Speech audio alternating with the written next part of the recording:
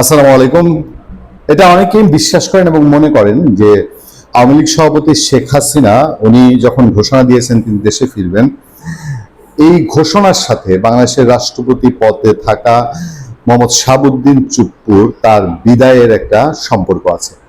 মানে বিএনপি সরকার হয়তোবা মোহাম্মদ শাহাবুদ্দিনকে তার পুরো মেয়াদটাই রেখে দিত, কিন্তু যখনই শেখ হাসিনার মনোনীত রাষ্ট্রপতি আছেন এবং শেখ হাসিনা দেশে ফেরার ঘোষণা দিয়েছেন, তখন রাষ্ট্রের একটা অতি গুরুত্বপূর্ণ এবং সংবেদনশীল জায়গায়, যদিও এর কোনো তেমন কোনো পাওয়ার নেই, পাওয়ার না থাকলেও পদটা খুব সংবেদনশীল জায়গা, সেখান থেকে মোহাম্মদ শাহাবুদ্দিনকে সরিয়ে দেওয়া হয়েছে। এরপর নতুন রাষ্ট্রপতি নির্বাচনের অবশ্যই প্রয়োজনীয়তা দেখা দেয়। সংসদের স্পিকার হাফিজউদ্দিন আহমেদকে তাকে ভারপ্রাপ্ত দায়িত্ব দেওয়া হয়েছে। তবে অনেকেই মনে করেন যে হাফিজউদ্দিন আহমেদ বিএনপির পুরো মেয়াদকালের জন্য রাষ্ট্রপতি হওয়াটা বিভিন্ন কারণেই সন্দেহজনক। যাই হোক, আমরা আমাদের একটা নীতি বলেছি সবসময় যে রাষ্ট্রপতি পদে যিনি থাকবেন তার তার ব্যক্তিগত বিষয় মিলিয়ে এই পদকে আমরা অবমাননাকর কোনো কথা কখনোই বলবো না। যদিও মোহাম্মদ হাফিজউদ্দিনের ব্যক্তিগত বা তার রাজনৈতিক অতি সাম্প্রতিক রাজনৈতিক কর্মকাণ্ড, মানে বিএনপি ক্ষমতা গ্রহণের আগের কয়েক বছরের ক্ষমতার কর্মকাণ্ড নিয়ে অনেক কিছু বলা যায়, কিন্তু সেগুলো আমরা বলছি না। এই পদে যদি কোনো কারণে বিএনপি ডক্টর ইউনূসকেও নিয়ে আসে, আমরা ডক্টর ইউনূসের বড় সমালোচকদের মধ্যে একজন, কিন্তু আমরা ডক্টর ইউনূসকেও আমরা তখন আর রাষ্ট্রপতি পদটাকে সম্মান জানিয়ে কথা বলবো। এই জায়গায় এসে আজকে একটা মজার ঘটনা ঘটেছে। জামাতে ইসলামী, এনসিপি, মানে এই 11 দলীয় জোট, তারা তাদের পক্ষ থেকে কর্নেল অলি আহমেদকে রাষ্ট্রপতি প্রার্থী ঘোষণা করেছেন। এটা খুব বোঝাই যায় এটা একটা জাস্ট সিম্পল বাউন্ডারি বা গ্যালারি মারার ঘটনা। 11 দলীয় জোট ভালো করেই জানে যে তাদের প্রার্থী রাষ্ট্রপতি হতে পারবে না, যেখানে বিএনপি একক সংখ্যাগরিষ্ঠতা নিয়ে সংসদে আছে এবং বিএনপির এমপিরা ভুলেও 11 দলীয় জোটের বাইরে নিশ্চয়ই কোনো কাউকে নির্বাচিত করবেন না।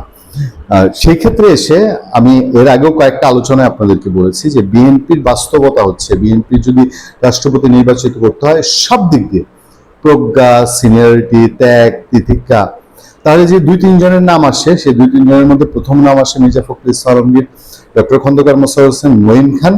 এই কয়েকজনের মধ্যেই আলোচনাটা সীমাবদ্ধ থাকে। বিএনপি নিশ্চয়ই যেমন মিস্টার কায়সার কামালকে ডেপুটি স্পিকার মনোনয়ন দিয়েছে, নিশ্চয়ই গুড চয়েস। তবে এই যে নতুন মুখ নিয়ে আসা, রাষ্ট্রপতির ক্ষেত্রে বিএনপি এই কাজটা করবে না। বিএনপি একজন প্রজ্ঞাবান মানুষকেই সামনে আনবে। সেই ক্ষেত্রে মির্জা ফখরুল ইসলাম আলমগীরের সম্ভাবনাটা যে অনেক অনেক বেশি, এইটা বোধহয় আর বলার অপেক্ষা রাখে না। এবং তাই বোধহয় পত্রিকার পাতায় গত 2 দিন ধরেই খবর, বিবিসি খবর করেছে, অন্যান্য পত্রিকা খবর করেছে যে রাষ্ট্রপতির দৌড়ে মির্জা ফখরুল ইসলাম আলমগীর অনেক দূর এগিয়ে গেছেন। চলেন আমরা এই সঙ্গে তো আরেকটি খবরের দিকে নজর দিই, যে খবরতে বলা হচ্ছে মির্জা ফখরুলের রাষ্ট্রপতি হওয়া প্রায় নিশ্চিত। বিএনপি মহাসচিব এবং স্থানীয় সরকার পল্লী উন্নয়ন সমবায় মন্ত্রী মির্জা ফখরুল ইসলাম আলমগীরের দেশের পরবর্তী রাষ্ট্রপতি হওয়া প্রায় নিশ্চিত বলে জানা গেছে। দলের চেয়ারম্যান ও প্রধানমন্ত্রী তারেক রহমান তার মনোনয়ন চূড়ান্ত করেছেন বলে ডেইলি ওয়াদাকে জানিয়েছেন বিএনপির সম্পর্কে অবগত এক সিনিয়র বিএনপি নেতা। ডেইলি ওয়াদা হচ্ছে সেই ইউনূসের আলোচিত প্রেস সচিব শফিকুল আলমের পত্রিকা। নাম প্রকাশে অনিচ্ছুক ওই সিনিয়র নেতা ও ক্যাবিনেট সদস্য বলেন, দলীয় চেয়ারম্যানের পক্ষ থেকে মির্জা ফখরুলের নাম প্রায় নিশ্চিত করা হয়েছে। দীর্ঘদিনের এই বিএনপি মহাসচিবকে যে দল রাষ্ট্রপতি পদে দেখতে চায় তিনি তা নিশ্চিত করেন, এটা মোটামুটি কনফার্ম করা যায়। এই বিষয়ে ডেইলি ওয়াদা বিএনপির আরো বেশ কয়েকজন শীর্ষ নেতার সঙ্গে কথা বলেছে। তাদের প্রায় সবাই জানান চূড়ান্ত সিদ্ধান্ত নেওয়ার সম্পূর্ণ এখতিয়ার প্রধানমন্ত্রী তারেক রহমানের হাতে এবং এ বিষয়ে তাদের আনুষ্ঠানিকভাবে কিছু জানানো হয়নি। তবে প্রধানমন্ত্রীর ঘনিষ্ঠ এক নেতা ফখরুল ইসলামের নাম চূড়ান্ত হওয়ার বিষয়টি নিশ্চিত করেছেন।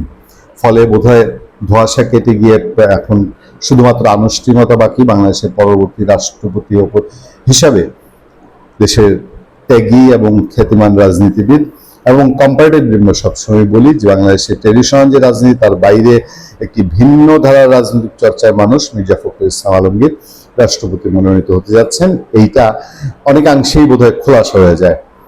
ভালো থাকবেন, সুস্থ থাকবেন। আপনার সাথে আমি আতিক রহমান, পূর্ণিয়া।